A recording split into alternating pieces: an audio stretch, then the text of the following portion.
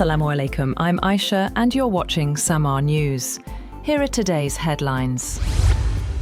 Iran's Foreign Ministry spokesperson Esmaeil Baghaei has denied any direct negotiations with the United States, calling Washington's demands excessive and unrealistic. The remarks contradict statements by President Trump, who has said talks are taking place both directly and indirectly. President Donald Trump expresses confidence that a deal with Iran could be near, saying negotiations were going extremely well, while noting both direct and indirect talks are underway. He claimed recent U.S. strikes effectively achieved regime change in Tehran, though military operations continue. Trump highlighted Iran's agreement to allow up to 20 oil tankers through the Strait of Hormuz as a sign of respect, underscoring the dual-track approach of diplomacy and military pressure. Pakistan is playing a key mediating role. Foreign Minister Ishaq Dar said Islamabad is preparing to host meaningful talks between Washington and Tehran, with a quadrilateral meeting, including Saudi Arabia, Turkey, and Egypt, emphasizing de-escalation and regional stability. Iran, however, warned the U.S. against humiliation and threatened strong retaliation if ground troops were deployed, signaling continued tension despite diplomatic efforts. US President Donald Trump has warned that Washington could completely obliterate Iran's energy and water infrastructure if a deal is not reached soon. In a social media post, Trump said the threat would also apply if the Strait of Hormuz is not immediately reopened to global shipping. He added that the United States is in what he described as serious discussions with a more reasonable leadership in Iran, claiming progress toward ending the conflict. Meanwhile, the White House says President Donald Trump is considering asking Arab countries to help cover the cost of the Iran war. Press Secretary Caroline Leavitt says the idea is under discussion as Washington continues negotiations with Tehran. She added that Iran's public stance differs from private messages, with talks were described as ongoing and constructive. Iran confirms the death of Revolutionary Guards Navy commander Alireza Tangsiri following severe injuries, Iranian media reported, based on a statement by the guards. Israel's defense minister, Israel Katz, said on March 26, in a precise and lethal operation, the IDF eliminated the commander of the IRGC Navy, Tangsiri, along with senior naval command officials. Iraq has reportedly sent its first shipment of humanitarian aid to Tehran. The delivery comes as the month-long conflict continues to take a heavy toll, with thousands killed and major disruptions to global energy supplies.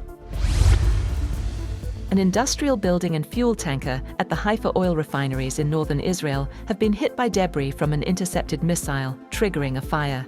Footage shows flames and thick smoke rising from inside the complex, after what officials say was a strike on a gasoline storage area. Authorities say the source of the missile remains unclear, with both Iran and Hezbollah-linked forces in Lebanon active at the time.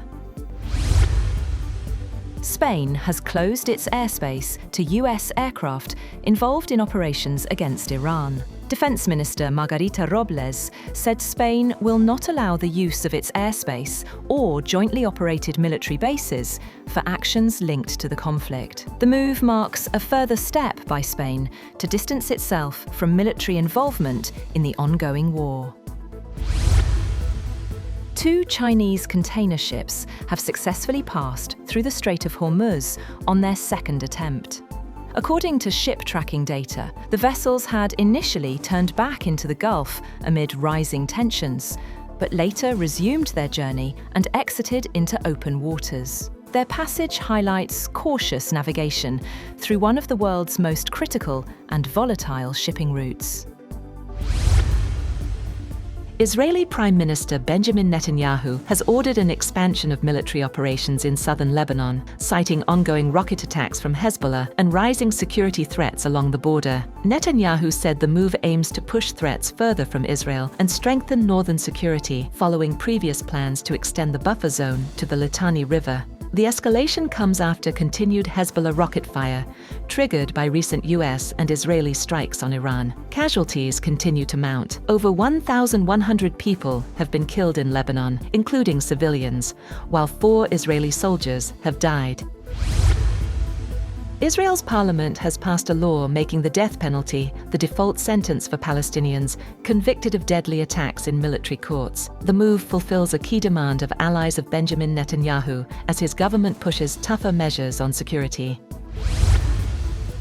US President Donald Trump said he had no problem with oil shipments to Cuba, reversing his previous stance as a sanctioned Russian tanker neared a Cuban port with a crucial crude delivery. The move comes amid a 3-month blockade that has worsened Cuba's energy crisis, causing blackouts and rationing. Trump emphasized sympathy for the Cuban people, calling the government corrupt and saying the shipment would not alter the regime's fate. The Russian tanker Anatoly Kolodkin, carrying about 650,000 to 730,000 barrels of crude, is expected to ease shortages for up to a month. Global oil prices surged sharply with Brent crude climbing above $116 a barrel, its highest level since March, after Iran warned it was prepared for a possible US ground invasion amid the ongoing Middle East conflict. The spike reflects deepening market anxiety as the US-Israel war with Iran enters its 5th week, with regional attacks widening and essential infrastructure threatened. Analysts say the nearly closed Strait of Hormuz, a crucial route for about 1/5 of global oil and liquefied natural gas supplies, has tightened supply risks and contributed to one of the steepest energy price jumps in decades.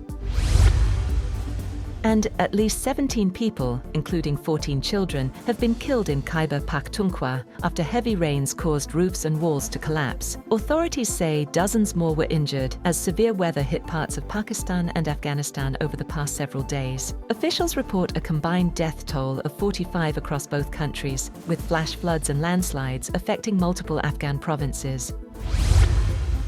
That's all for now.